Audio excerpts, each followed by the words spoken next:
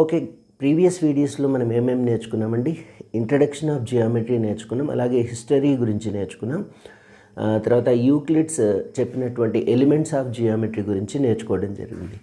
So Euclid జియోమెట్రీని ఎలా భావించాడంటే it is an abstract model of our earth అనమాట. మనం ఎర్త్ పైన ఉన్నటువంటి ఈ ఎర్త్ యొక్క అబ్స్ట్రాక్ట్ మోడలే జియోమెట్రీగా భావించాడు. తర్వాత కొన్ని బేసిక్ టర్మ్స్ని డిఫైన్ చేశాడండి యూక్లిడ్. పాయింట్ అని కానీ, లైన్ అని కానీ, ప్లేన్ కానీ, వీటన్నింటినీ అన్డిఫైన్డ్ టర్మ్స్గా తీసుకోవడం జరిగింది. వీటికంటే ఒక స్పెసిఫిక్ డెఫినేషన్ లేదు అని చెప్పడం జరిగిందనమాట. రైట్. తర్వాత కొన్ని మ్యాథమెటికల్ స్టేట్మెంట్స్ తీసుకున్నాడండి. కొన్ని మ్యాథమెటికల్ స్టేట్మెంట్స్ని అజ్యూమ్ చేసుకున్నారండి which are self evident. So వాటికవే ట్రూ స్టేట్మెంట్స్ అనమాట. వాటికి ప్రూఫ్స్ అంటూ ఏం అవసరం లేదు, no need to prove those అనమాట. అలాంటి స్టేట్మెంట్స్ని యూక్లిడ్ రెండు రకాలుగా డివైడ్ చేశాడు. ఓకే, ఏంటివి అంటే one is axioms, second one is పాస్యులేట్స్.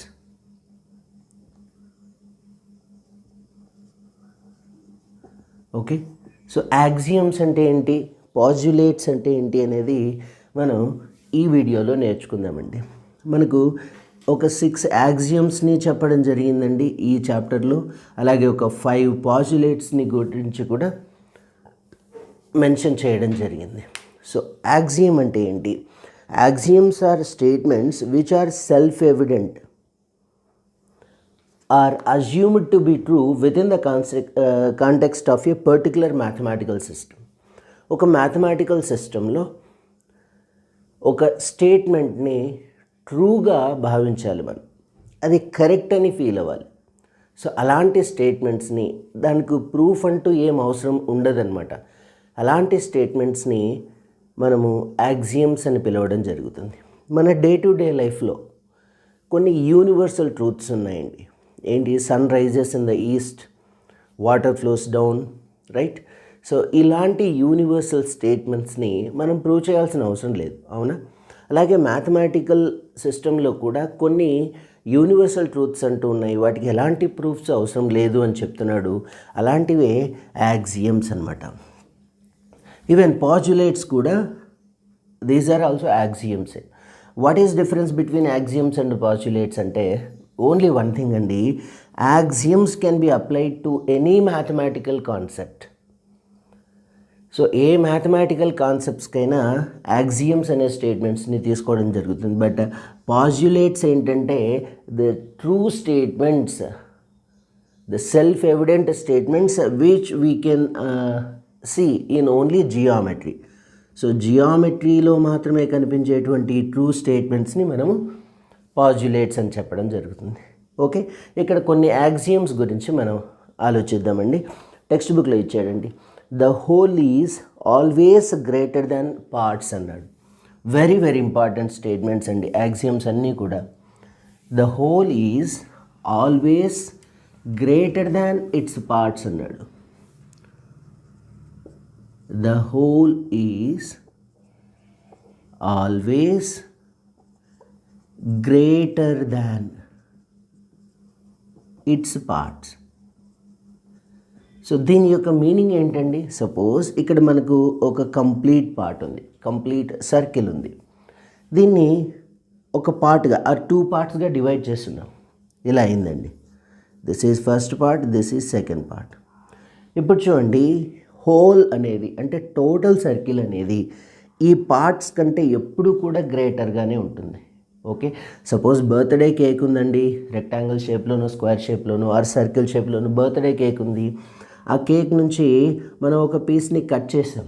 ఇప్పుడు చెప్పండి, ఈ హోల్ కేక్ అనేది ఆ పీస్ కంటే ఎప్పుడు కూడా ఎక్కువే ఉంటుంది. So whole is greater than its parts అనమాట. ఇక్కడ అగైన్ గ్రేటర్ దాన్ అనేటువంటి వర్డ్ యొక్క డెఫినేషన్ తెలియాల్సి ఉంటుంది. ఓకే ఫ్రెండ్స్, ఇంకొక యాక్సియం చూసినట్టయితే, రైట్,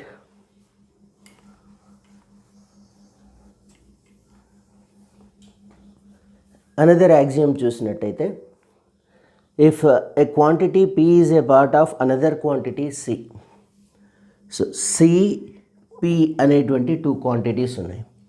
ఈ పి అనేది సిలో ఒక భాగం అన్నమాట. If a quantity P is a part of quantity C, then C can be written as the sum of P and third quantity are.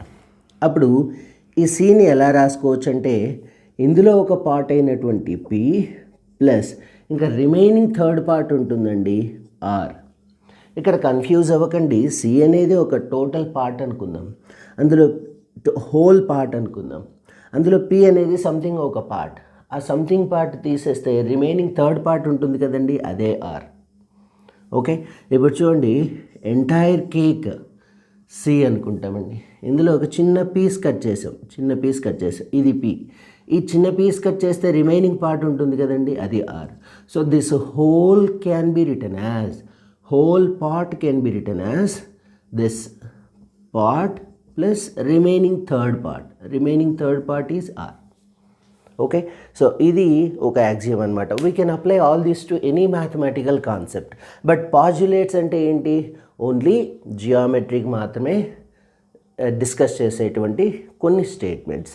Right, ఇక్కడ టెక్స్ట్ బుక్లో మనకు కొన్ని యాక్సియమ్స్ ఇచ్చాడండి. ఆ యాక్సియమ్స్ మీరు ఖచ్చితంగా నేర్చుకోవాల్సి ఉంటుంది. రైట్, 1 by 1 చూద్దాం. Things which are equal to the same things are equal to one another. So this is one. Things which are equal to same things are equal. Let us understand this axiom with the help of one example. Suppose నేను 12 అనే ఒక నెంబర్ని ఇలా రాస్తున్నానండి. 12 అనే నెంబర్ని 4 3s అని రాస్తున్నాను. ఇదే 12 అనే నెంబర్ని 6 2s అని రాస్తున్నాను. ఇప్పుడు చూడండి, 4 3s are 12, right, 6 2s are 12. Then these 2 are also equal అనమాట. ఓకే, ఇప్పుడు చూడండి, 4 3s are 12, 6 2s are 12. ఈ 2 నెంబర్స్ కూడా 12కి ఈక్వల్ అయ్యాయి. అప్పుడు ఈ 2 వాల్యూస్ కూడా ఈక్వల్గా ఉంటాయి. మనం లేటెస్ట్లో తీసుకున్నట్టయితే సపోజ్ వీ హ్యావ్ 3 నెంబర్స్ అండి. We have 3 numbers. చూడండి, A is equals to B తీసుకుందాం. A is equals to B తీసుకుందాం. అలాగే C is equals to B తీసుకుందాం. C is equals to B. A అనేది బికి ఈక్వల్ అయింది, సి కూడా బికి ఈక్వల్ అయింది. అప్పుడు ఈ రెండు ఏమవుతాయండి, ఈక్వల్ అవుతాయి. ఓకే, అర్థమైంది కదమ్మా. So things which are equal to the same things are equal అనమాట. ఈ రెండు ఏసీ అనే 2 నెంబర్స్ బీకి ఈక్వల్ అయ్యాయి. అప్పుడు ఏసీ కూడా ఏమవుతాయి, ఈక్వల్ అవుతాయి అన్నమాట. ఓకే, నెక్స్ట్ థర్డ్ యాక్సియం తీసుకున్నట్టయితే, if equals are added to equals the wholes are equal. If equals are added to equals the wholes are equal. Okay, if equals are added to equals, already 2 numbers equal గా ఉన్నాయండి. 3 equals to 3. Okay, ఈ 2 equal నెంబర్స్కి మనం ఏం చేద్దామంటే same నెంబర్ని add చేద్దాం both sides. Suppose +5 +5. ఇప్పుడు హోల్ రిజల్ట్ ఎంత అండి, 8. ఇక్కడ హోల్ రిజల్ట్ ఎంత అండి, 8. అవి కూడా హోల్స్ కూడా ఈక్వల్ అవుతాయి అని. ఓకే, సపోజ్ మనం బ్యాలెన్స్ చూద్దామండి. సింపుల్ బ్యాలెన్స్ అంటాం కదండి. So weighing machines, nowadays weighing machines use చేస్తున్నాం, బట్ ఓల్డెన్ డేస్లో సింపుల్ బ్యాలెన్సెస్ ఉండేటివి. ఓకే, సింపుల్ బ్యాలెన్స్లో సపోజ్ ఈ రెండు ఈక్వల్ పొజిషన్లో ఉన్నాయి అనుకుందాం. సపోజ్ ఇక్కడ ఒక 1/2 kg వెయిట్ యాడ్ చేసాం, దెన్ ఇట్ గోస్ డౌన్. ఇక్కడ కూడా 1/2 kg యాడ్ చేద్దాం, అగైన్ దే విల్ బ్యాలెన్స్ అనమాట. అర్థమైందా? సో ఈ ప్లేట్లోను 1/2 kg యాడ్ చేసినట్టయితే అగైన్ బ్యాలెన్స్ అవుతాయి, రెండు సేమ్ పొజిషన్కి వస్తాయి. అదే ఈ స్టేట్మెంట్ అనమాట. If equals are added to equals, already ఇవి బ్యాలెన్స్డ్గా ఉన్నాయి, ఇక్కడ 1/2 kg ఇక్కడ 1/2 kg సేమ్ వెయిట్ని అప్లై చేసినప్పుడు కూడా బ్యాలెన్స్ అవుతాయి. అదే ఇక్కడ 1 kg యూజ్ చేసి ఇక్కడ హాఫ్ కేజీ మాత్రమే యూజ్ చేసాం అనుకోండి, దెన్ ఇంబ్యాలెన్స్ అవుతాయి. Okay, so this is Euclid's third axiom. If equals are added to equals, then the wholes are equal, right? Let us see next axiom, fourth one. Things which coincides with one another are equal to one another. Things which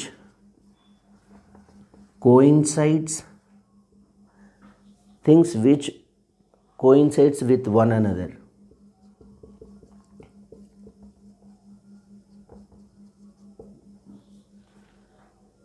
are equal to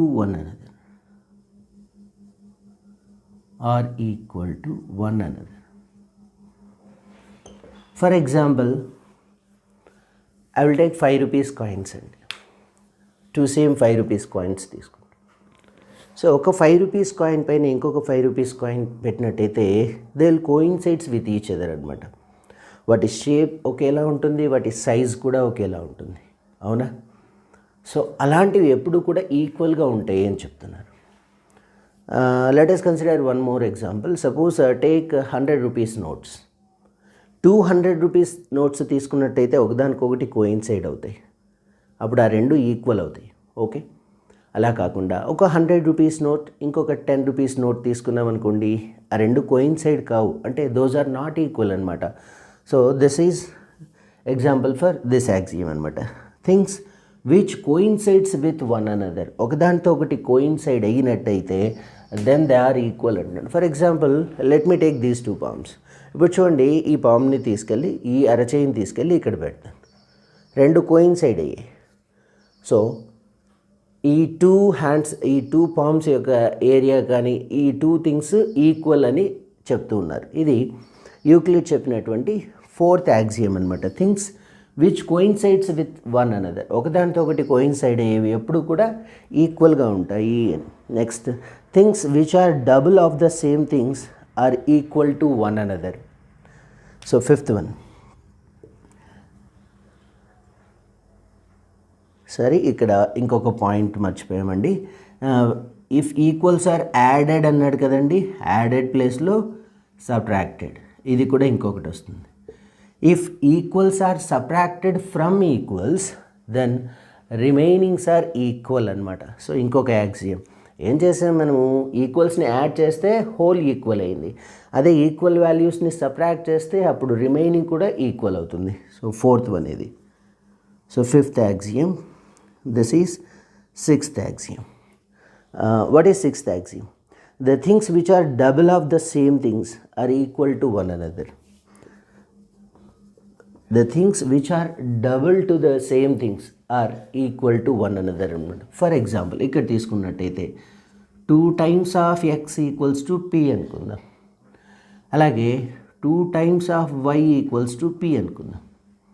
okay, so ఈ ఎగ్జాంపుల్లో చూసినట్టయితే we can consider it as this also. Things which are equal to the same things are equal. 2x పీకి equal అవుతుంది, 2y కూడా పీకి equal అవుతుంది, అప్పుడు ఈ రెండు ఏమవుతాయి, ఈక్వల్ అవుతాయండి. See, things which are double of the same things